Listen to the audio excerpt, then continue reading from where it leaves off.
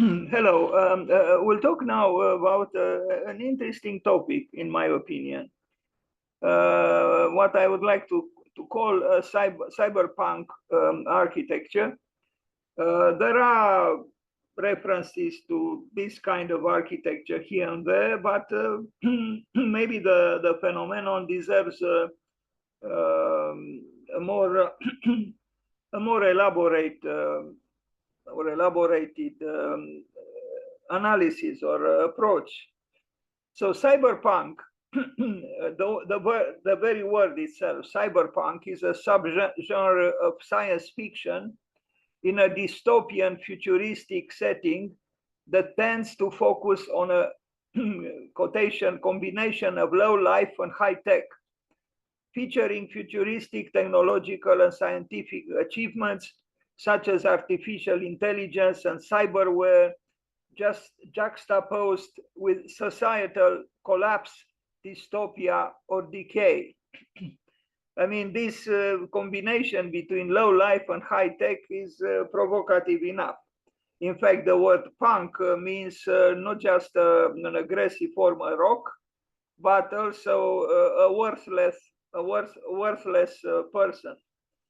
But the combination between cyber and punk is, I think, interesting. Lawrence Person, I guess a writer or a critic, said has attempted to define the content and ethos of the cyberpunk literary movement, stating, I quote, classic cyberpunk characters were marginalized, alienated loners who lived on the edge of society in generally dystopic futures where daily life was impacted by a rapid technological change, an ubiquitous data sphere of computerized information, and invasive modification of the human body. The word itself, cyberpunk, its etymology it's clear, it's composed of cyber plus punk. It was coined, the word cyberpunk, by American writer and software developer Bruce Bethke as the title of a 1983 short story and later popularized by Gardner Dozois, if I pronounce well his name. And I actually thought of, initially I wanted to show examples of cyberpunk architecture, but the most interesting pictures belong to Gothic cyberpunk architecture or cyber Gothic architecture. And the Gothic elements are those that are intriguing because, you know, on one hand, the high-tech developments, and on the other hand, the Gothic ethos, the Middle Ages, when Europe had the last if not the only, the last period where in its history when, as Kumaraswamy, an Indian critic of culture and art, said, the Gothic cathedrals were the European example of something similar to the builders or the buildings of the Hindu temples or the Asian temples, that a collectivity worked together anonymously to build incredible buildings. But what does this have to do with high tech? And indeed, this combination between high tech and low life is provocative itself, because you would say, you know, high tech contributes to civilization, to elevating the level of life for everybody, and so on. And so, again, how do you marry, you know, the optimism of high tech with the low life that the word punk evokes? And the architecture that you know was illustrated in movies, comics, literature, is an interesting combination between, in a way, lack of spirituality and its presence, because the Gothic is usually connected with the Gothic cathedrals. When one thinks of the Gothic times, cannot ignore the Gothic cathedrals, but the Gothic cathedrals were architectonic expressions of a longing for God that the collectivity had and served with all sacrifices. But in this case, we have high tech, we have high-end, aspirations and possibilities. We have tools extremely sophisticated, but that God that existed in the Middle Ages does not exist any longer, if we are to be honest. Although there are some exceptions, if we think of the efforts that Barcelona makes in order to continue the Sagrada Familia. But if we look at this image, what do we see? We see these towers which grow towards a darkened sky, but in the far distance there is some light emerging. It could be seen as some kind of a dystopian landscape. We can build anything, but somehow a true purpose seems to be missing. And we have we have darkness. Most of the images of cyberpunk architecture are dark. Dark explicitly or factually and metaphorically or psychologically. How would a city be if it was like what we look at here now? There were, very well received movies that evoked, a cyberpunk sensitivity, like Blade Runner, but there were others.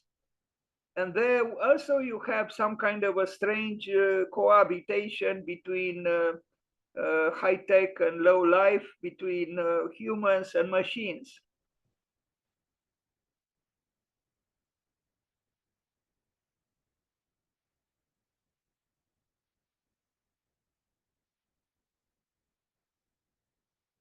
I think the fact that cyberpunk architecture finds a relationship, a possible relationship with the Middle Ages, with the Gothic sensitivity, with the Gothic aesthetics, with the Gothic cathedrals even. This is, I think, worth exploring.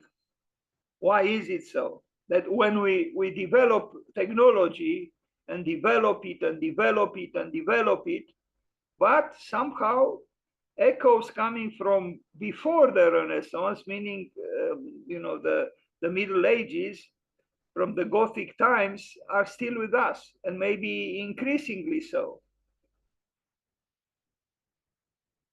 Middle Ages, but we could go even further backwards to the Dark Ages. So maybe there is some kind of a premonition that a very developed society technologically could also be plunged into some kind of a psychological night.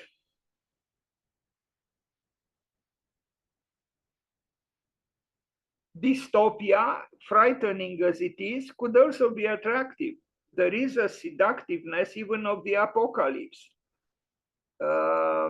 So maybe the self-destructiveness of man, of the human being, finds some kind of a vehicle through these, dystopian visions. This is a real cathedral, but this is what we imagine now. A darkened. It's almost like a Gothic cathedral without a God to aspire towards. Darkness, a lot of electricity, but the darkness still manifests itself. And look at the architectonic aberrations, because you have the deviant part of the human psychology which needs to manifest itself. And we look at some possibilities or examples right now.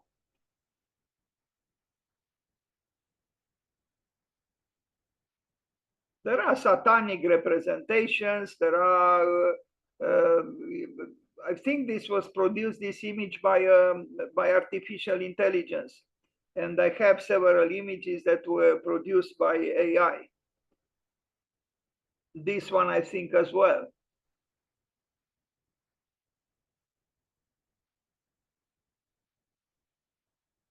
I find the subject very interesting, and I'm not prepared now to, because I didn't reflect sufficiently on the subject, but I think it's an invitation if we are concerned about what we call the future, perhaps cyberpunk architecture could unleash, various kinds of approaches to architecture that at this point we do not address.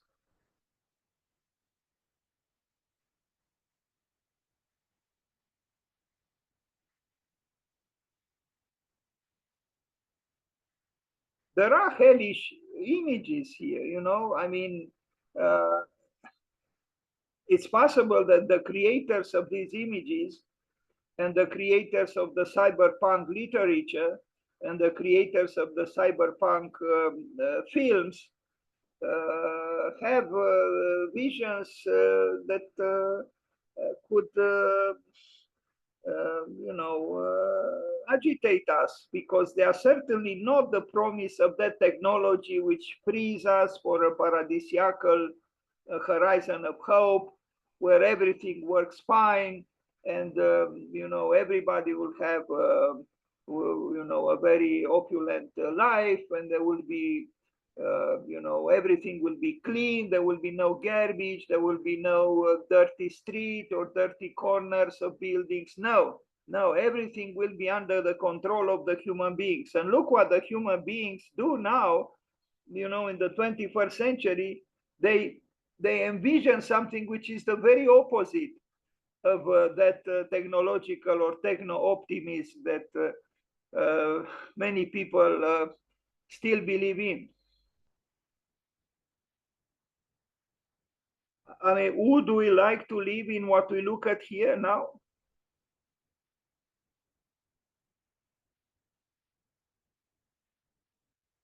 I believe not. Yeah, it's hard to wish to live in such a city, but we are very capable of creating it, of building it. Tomorrow we'll talk about Andrea Palladio and Adrian Smith, the builder, the architect of the tallest building in the world. And we will have an occasion to confront two architectures and two people and two societies and two times. But there must be some truth in this visual and aesthetical turmoil that the cyberpunk architecture illustrates. The Gothic cyberpunk geisha outfit, I also brought some images which are not directly architectural, but I think it's important to connect the buildings with possible human characters or human postures or human attires even, because there is a whole I found them, the Gothic cyberpunk geisha outfit in various modes. She appears in Japan. Some people think, from Japan, they think that it's a cyberpunk society or a cyberpunk civilization, at least in some parts of Japan. And maybe not just Japan, Of course, cyberpunk is also connected with exoticism. And then we look at human silhouettes or human beings that are exotic, at least for Europeans. So I think there is a vast field to be explored here. You know, the relationship between architecture and exoticism, the relationship between architecture and technology, high-tech technology, the relationship between high-tech architecture and low life, the relationship between so-called success and you know, punks, meaning so-called worthless people, because you know, the paradox is that even if our tools progress and progress and progress, we as human beings do not have a similar progress at all. Futuristic cyber goth love fantasy style by this artist, Matthias Hauser, a futuristic cyber goth, meaning, you know, cyber gothic love fantasy. So we see these beings who are, you know, half beings, half machines, maybe closer to machines. Um,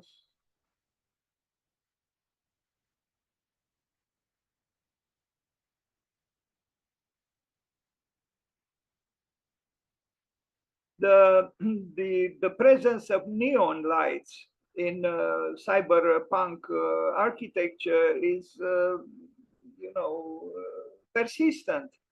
So maybe we can explore the theme of neon lights. You know, of course, you need mainly the night in order for the neon lights to assert themselves. But here we see insinuations of the neon lights even in the physiology of the characters.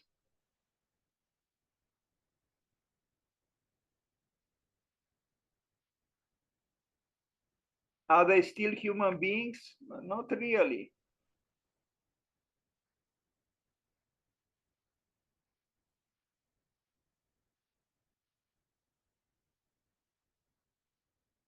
And back to the Gothic, you know, flesh, to the Gothic spire, to the Gothic verticality, which, in the absence of God, in the absence of, you know, faith, actually, become almost absurd.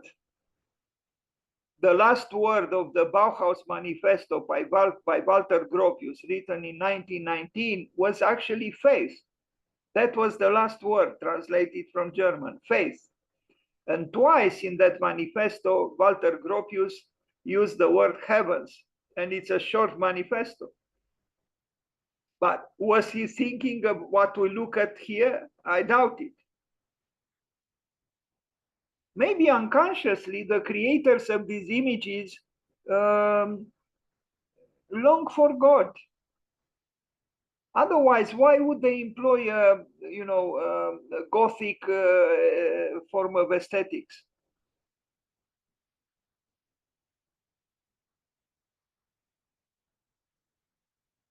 And many of these interiors and exteriors belong to cathedrals or cathedral-like buildings.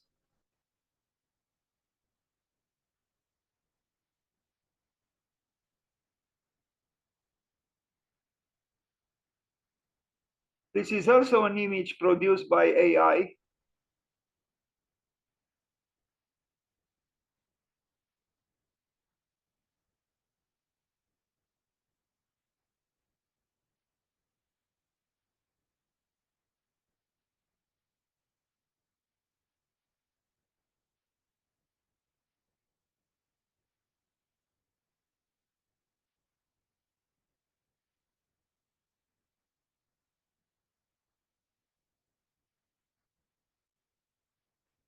Steampunk architecture. This is a derivation from cyberpunk, steampunk architecture. Here it is. Sorry. Uh,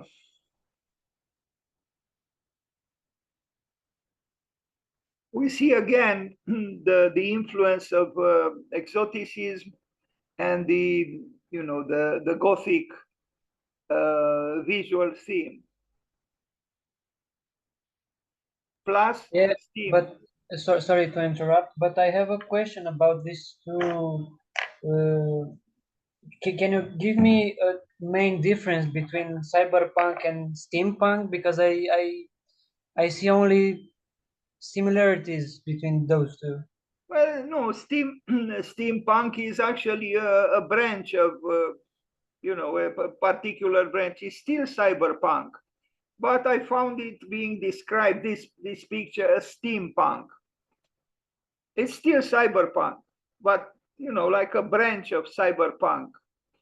Somebody called it steampunk. It's not that it's a different style or a different, thing altogether. No. Neon cyberpunk architecture, yeah, where you have so much darkness, you need light, artificial light, and neon light somehow appear to be, more futuristic, and that's why I guess neon lights are present in cyberpunk aesthetics maybe more often than other forms of light. And again, the cathedral, but a cathedral that is, fragmented, and these are shards of a cathedral in a way, because faith itself is broken into shards. But the aspiration is still there. It doesn't matter the dark horizon. It's still an aspiration towards some kind of an above, or below, or both.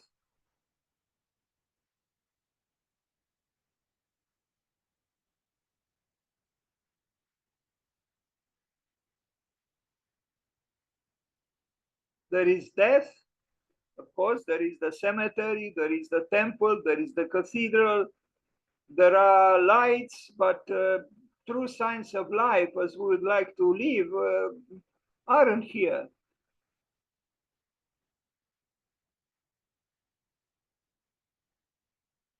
And there is also fright. Well, today is Friday, so maybe we chose the right day to talk about this.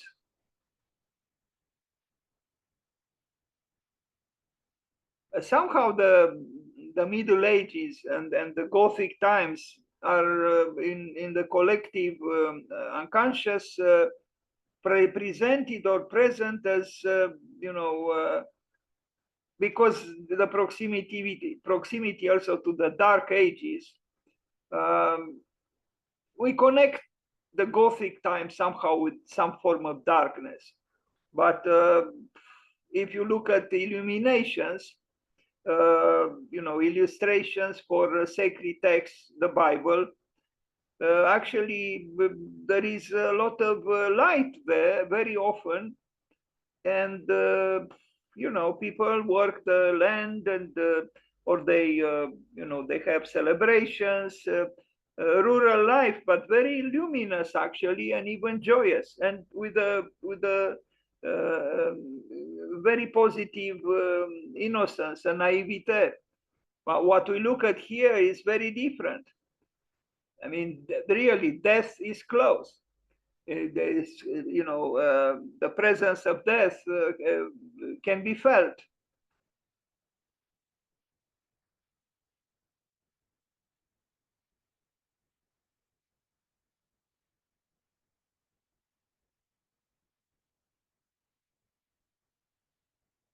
The mushroom people, well, are they real people? Are they machines, machineries, mimicking human silhouettes? Cyberpunk beings. They are dancing, but there is some morbidity here.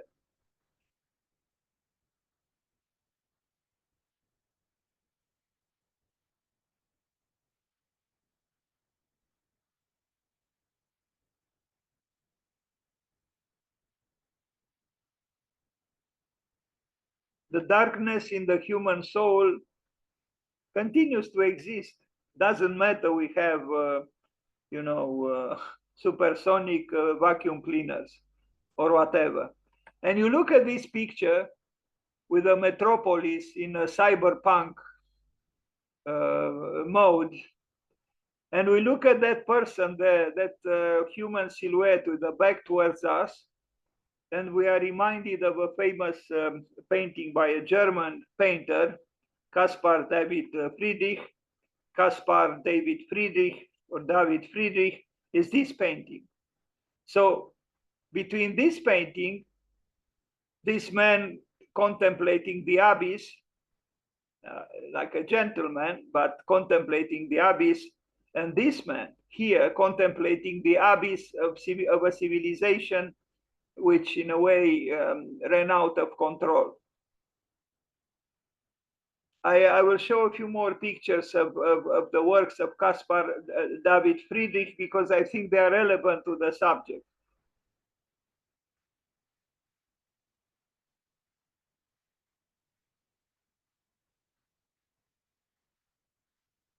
There is melancholia, there is death, there is the cemetery, there is the ruin. So this kind of mode is not new. It existed maybe since humanity. But now we have also the presence of an exacerbated technology, but the psychological mode is similar to the ones depicted in these paintings and to the ones present or presented by human imagination at various times during its history. The cross, the cemetery, the ruin, the broken cathedral. Caspar David Friedrich.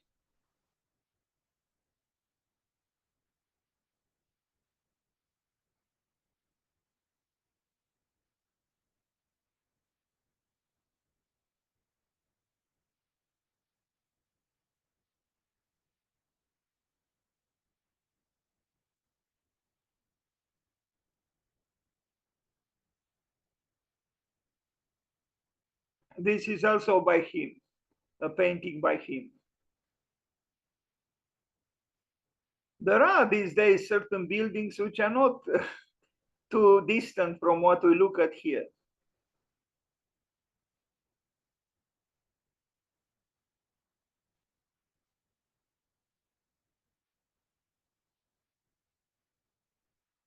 And back to cyberpunk imagery.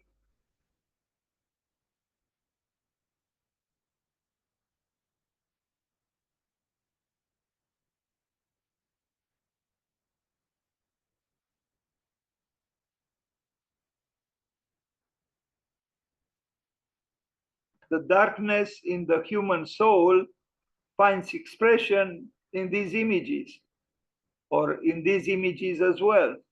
So the constant that the darkness in the human soul is manifests itself in various forms.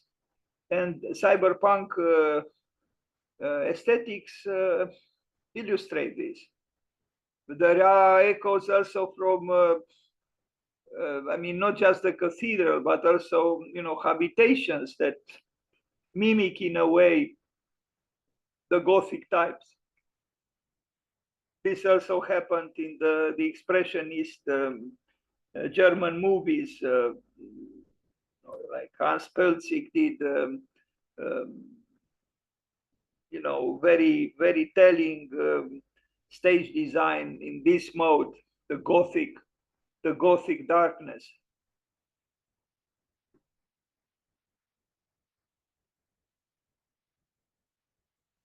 And what we look at here is almost the tower that Adrian Smith built, and I will present it in detail tomorrow, because it will be his birthday on the 19th of August.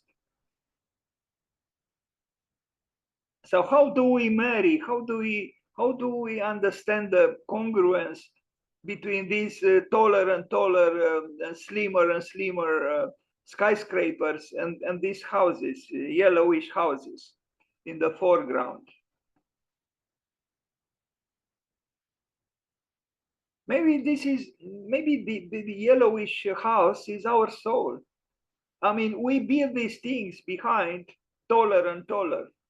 but our soul is still contorted.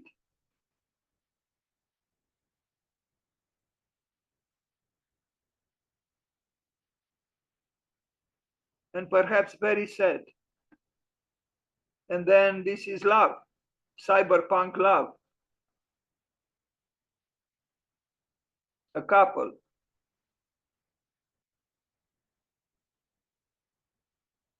Are they happy? They don't look too happy, and he looks closer to death.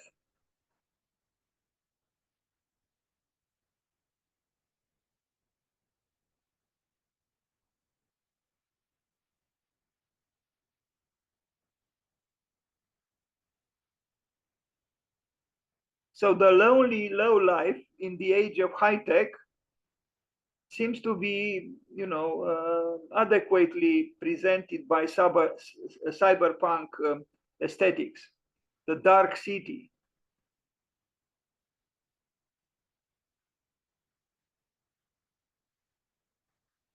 and the cyber font or fonts, because even the font itself, changed in a kind of in a futuristic Gothic way.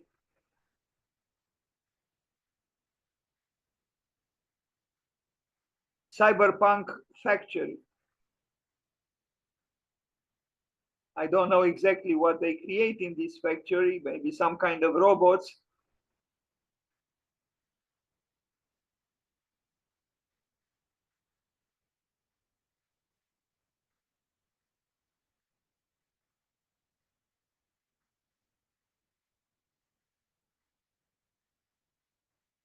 Sensuality and the machine.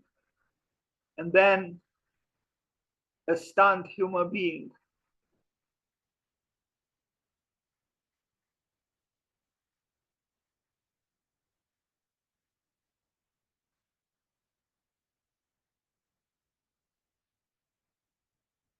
And then the monster. The monster, I found several images with similar monsters. This one, and this one. Now, what do these monsters represent?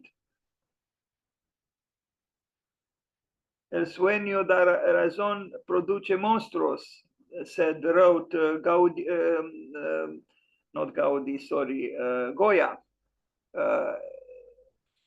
These monsters were produced by the human imagination, which also produced the skyscrapers behind.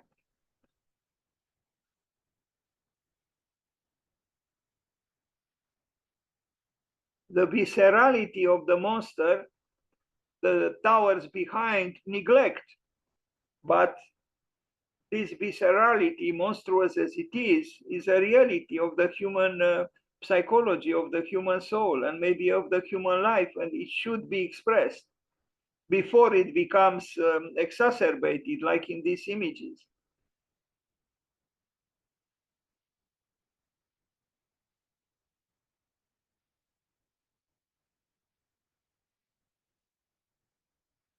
Do the schools of architecture talk about the monstrous side of life or the monster within?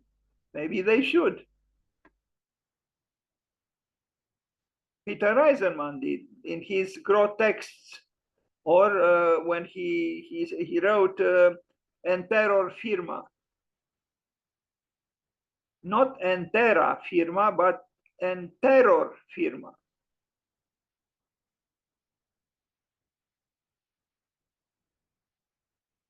And terror could also manifest itself,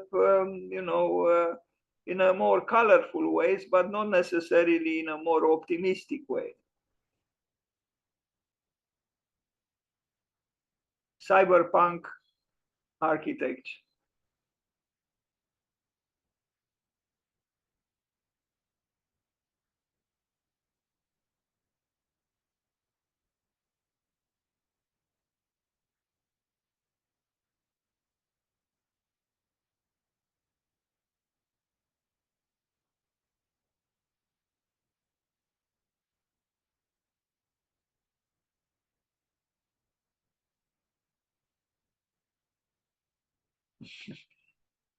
There are many things here except simplicity. We just see the word simplicity. And there is even a heart, as if there is such a thing as simple love. There isn't. And at the bottom, the game station. What are we to do without games? And the cyber club, humans and robots. The cyberpunk city. And back to the image that we started the presentation with.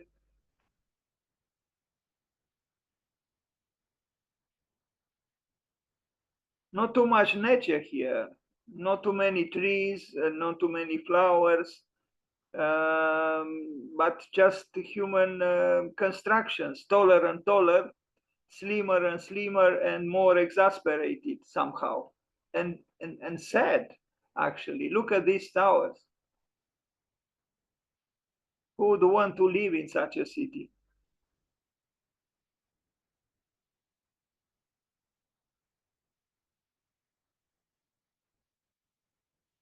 Cyberpunk architecture. A lonely silhouette. The lights are on the buildings, but the person there is very alone, as we can see.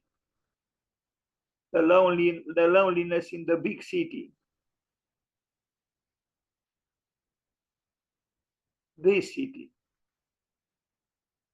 which ran out of control, built by man.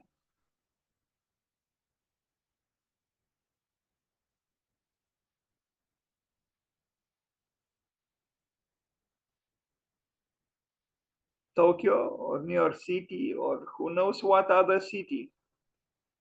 Plenty of advertisings, plenty of banners, plenty of neon lights.